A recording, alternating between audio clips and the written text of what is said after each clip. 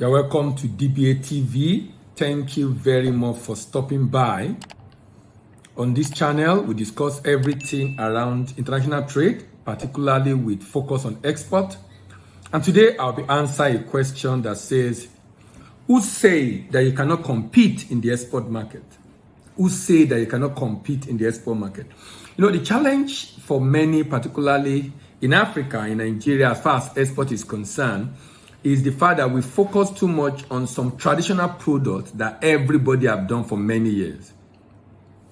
And because you focus only on this traditional product that many have done for many years, you think that is the only thing you can do.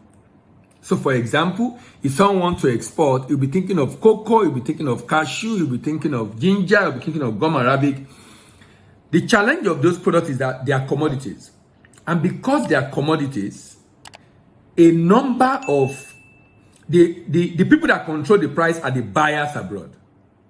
And because people that control the buyers abroad, it will appear as if you will not be able to compete because you will notice that the margin is small. Do you know why the margin is small? Even though there is inflation in Nigeria, the price of the product is going up in Nigeria. The exchange rate is making cost of doing business high, and a lot of items used in imported are in Nigeria, like transport, for example. You import fuel, you import part of cars. It increases the cost of transportation. That is making you not be competitive because in other clients, they are not experiencing the same thing. So the buyer, to a large extent, unless that product is a product that Nigeria have a major advantage in the sense that it cannot be found in many parts of the world. If that product can be found in many parts of the world, people are not going to pay you outrageous prices because your country is experiencing inflation. That is why the need for value addition then become important. When you look at some, of course, this also is not all value-added product.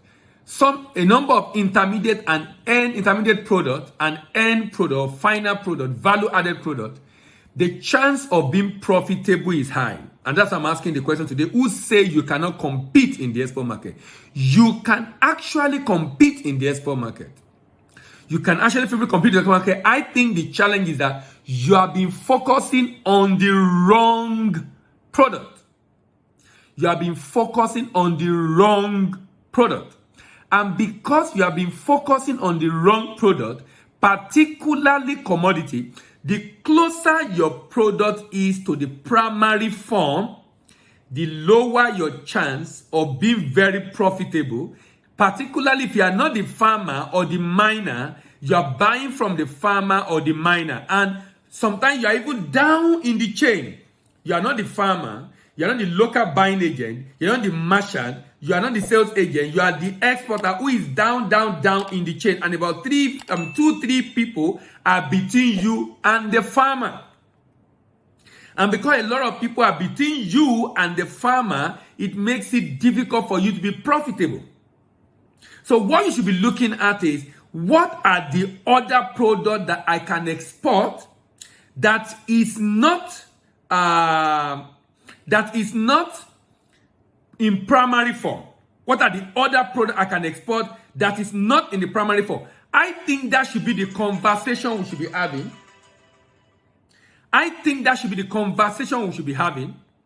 And the reason is because the more you know about the products you can export that are not in the primary form, the more you know the products that you can export in large quantity. In fact, the next video I will be doing will be basically around those products you can export that is not in the primary form and you can export in large quantity. In fact, I'll be giving you figure of the volume of that product that was exported last year or 2022. That way you know that, okay, that means what I need to look for is, who are those producing this product? Who are those producing this product that I can buy from? And then export the product. That, I think, is the real work you need to do. Who are those producing this product that you can buy from? And you can buy in large quantity. So a product that are exported from Nigeria actually are in thousands. I mean, the number of products exported are in thousands actually. So many different products exported from Nigeria. So many actually. Different kind of product. And I will try to go through them. I will let you know the one that are raw materials and the one are free products. And I will spend the next 2-3 videos about product exported from Nigeria in 2022. So watch out for that video. If that video is going to come out very soon, maybe in some days to come. What that does for you is it makes it easier for you to be able to know these are the products I can export, so that you do not focus your attention only on the primary product. Now, the more the products that are, the more the exportable the value-added product you can export, the easier it is for you to be profitable. Remember the question I'm answering in this video. Who say you cannot compete in the export market? You find it a lot easier to compete in the export market when you are exporting products that are value-added. You find it a lot easier to compete in the export market when you export that value-added. And like I said, the farther you are away from the primary product, the more the chance of being profitable.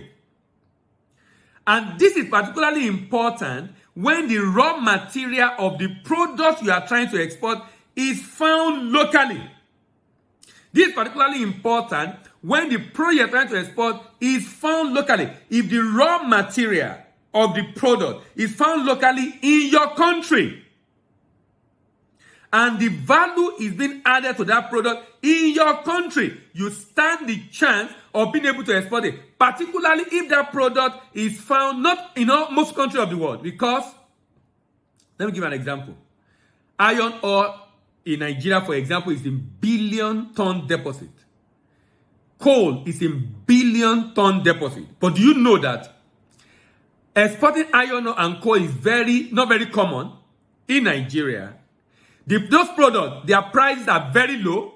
At some point, it was about $100. Currently, I'm not sure it's up to $200. I've not checked, but it's not very expensive. But if you look at lead, zinc, copper, they are more expensive. Because lead, zinc, copper minerals cannot be found in many countries of the world. In fact, lithium is very, very expensive. Lithium of 2-3%, you don't have an idea of how much is it. 2-3%. Lithium of 2-3% is more expensive than lead ore of 40-50%. Because of the rarity of the product. So if the raw material is found in your country and it's not found in many countries of the world, and you are adding value to it, then you stand a chance to be able to export it in a competitive manner. So the question I'm asking this is, who say you cannot export competitively? The reason why you are not able to find competitive products is because you are focusing on the wrong product. You are focusing on raw materials. You are focusing on commodities that has not been added, for which the buyer abroad is determining the prices. You are not determining the prices, and the buyer have options of where he can buy from if your prices are becoming not competitive. If your prices are becoming not competitive, the buyer can find other places to get that product. That is why you cannot say you want to put price on top of your product unnecessarily, or put price anyhow, because there is a buyer out there who can get the product at a better price, cheaper, and he will not buy from you. And you are forced to now sell at a thin margin. This is why commodities like cocoa, cashew, ginger, gum arabic, sesame seed, the margin in Nigeria is very thin. 5% sometimes, 10%, 15%, maximum 20%. Whereas some other product you can do 25, 30, or even more percent. Some are doing 50% in Nigeria right now because of the exchange rate differentials. I hope this video has taught you a lesson about what should be your focus. Don't focus too much on commodity. And like I said, in the next video I'll be talking, or in the subsequent video, it might not be the next exactly, I'll be talking a lot on products that were exported. I'll first of all talk about exportable product from Nigeria. Then after I've talked about that, then I will now talk about products that were exported from Nigeria in 2022. Watch out. If this video has been of immense benefit to you, you might want to subscribe to this video, share with your friend that are interested in export, that have been complaining about export. Like the video, drop your comment. In fact, I'm more interested in your comment because it helps us to know content that are of importance to you and also helping you answering your question so that you can see this channel as being a very valuable channel that you want to visit from time to time to learn as far as international trade is concerned. My name remains Dele Ayimibo, and I'm your export doctor, and I'm signing out.